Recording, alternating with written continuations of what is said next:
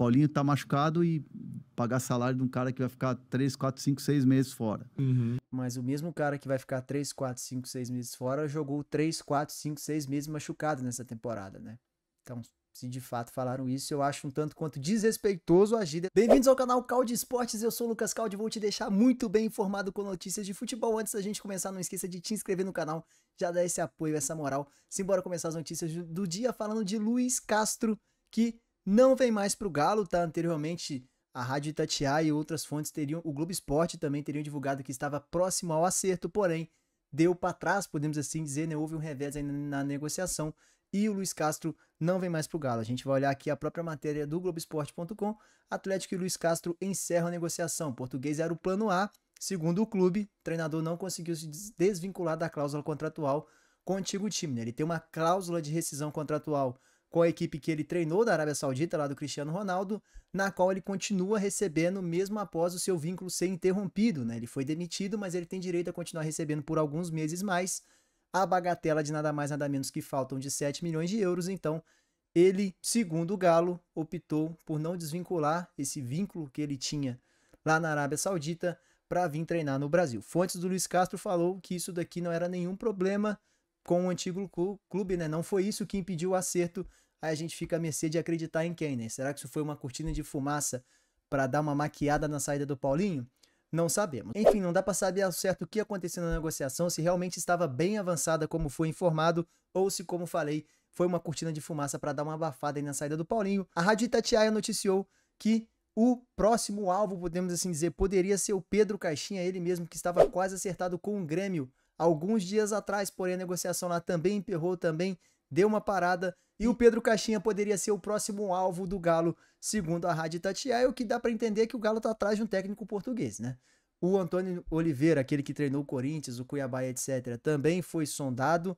O Luiz Castro teve a negociação, ambos portugueses, e o terceiro nome agora, Pedro Caixinha, que ficou 2 anos no Bragantino. A primeira temporada dele no Massa Bruta bem boa, a segunda temporada deixou bastante a desejar, tanto que teve o seu ciclo interrompido por lá.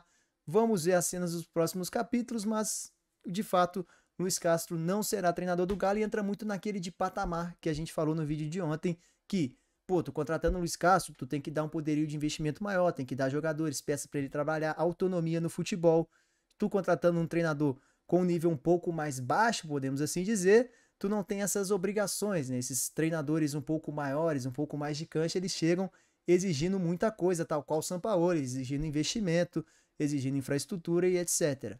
Vamos ver qual caminho o Galo vai optar, mas de fato, bem complicada a situação do Galo. Seguindo falando de Galo, o André Hernan deu uma entrevista lá para o Charla Podcast, né? Ele participou do podcast do Charla e ele comentou sobre a transferência do Paulinho para o Palmeiras e também o que um dos acionistas falou com ele sobre essa saída do Paulinho. Vamos dar uma olhada. Atlético, hoje eu ouvi isso de um cara lá dos 4R lá, que manda na SAF lá, os meninhos lá, que o Atlético não tá vendendo o Paulinho pro Palmeiras para deixar o time mais fraco. É uma baita oportunidade. Por que o Atlético tá vendendo o Paulinho? O que aparenta é que se vendendo o Paulinho, o time de fato vai enfraquecer, né? Querendo ou não, vai enfraquecer. É um cara que tem toda a identificação com o clube, né? Vestiu a camisa muito bem, tem algumas críticas à torcida em questões de finalizações dele, mas é um cara que sempre tá lá, sempre presente, assim, critica, mas na hora que sai, sem dúvida nenhuma, vai fazer falta. Mentalidade do Atlético. O Paulinho o time não vai disputar Libertadores. O Paulinho tem um alto salário. O Paulinho tá machucado e pagar salário de um cara que vai ficar 3, 4, 5, 6 meses fora. Mas o mesmo cara que vai ficar 3, 4, 5, 6 meses fora jogou 3, 4, 5, 6 meses machucado nessa temporada, né? Então, se de fato falaram isso, eu acho um tanto quanto desrespeitoso agir dessa maneira com um jogador que jogou um tempo machucado e entregou tudo que tinha que entregar. E o Paulinho é um cara que você já tinha na projeção do Atlético fazer dinheiro, fazer uma grande venda. E é uma grande venda, 18 de euros mais os jogadores que estão indo. Uma venda interna.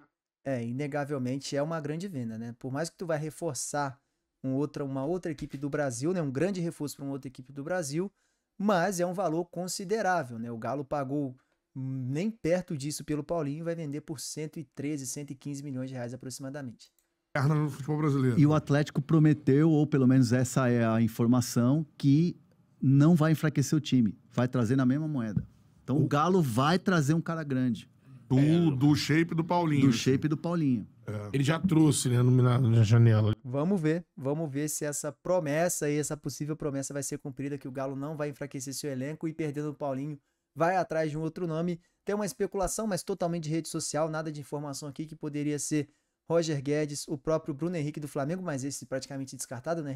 Recém renovou o seu contrato, e também o Firmino, mas que tem um salário bem mais alto que o do Paulinho, não faria sentido nenhum tu aliviar a folha salarial aumentando ela, né? Daí que não faria sentido mesmo.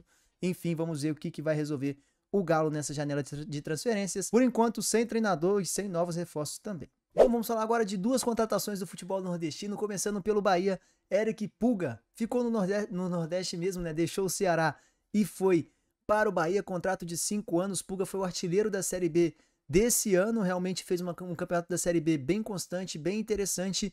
E o Bahia pegando o artilheiro aí, muito provavelmente para compor elenco inicialmente, mas tem todo o potencial de ser titular nessa equipe do Bahia, que vai disputar a Libertadores na próxima temporada. Minto, tem cacife sim para ser titular, ele consegue o seu espaço como titular nesse time do Bahia também. Um jogador que sabe muito bem aproveitar os espaços que tem dentro da área. Bem interessante a contratação do Bahia, visando aí a pré-Libertadores e também toda a temporada de 2025, que vai ser bem, mas bem longa. Seguindo nas transferências nordestinas, o Fortaleza anunciou a contratação do Diogo Barbosa. Fortaleza que vendeu o Hércules essa semana, muito bem vendido para o Fluminense. Uma negociação também com o Fluminense, mas dessa vez adquirindo o jogador. Fortaleza adquiriu aí o Diogo Barbosa, campeoníssimo pelo Palmeiras e pelo Fluminense também. Chega para reforçar e disputar a Libertadores, mais uma vez, ele que já tem duas, né, salvo engano, disputar a Libertadores, dessa vez pelo Lion, que está classificado direto na fase de grupos. Um bom reforço ali, experiente, né, para compor esse elenco do Fortaleza, experiente em Libertadores, que é o que o Fortaleza terá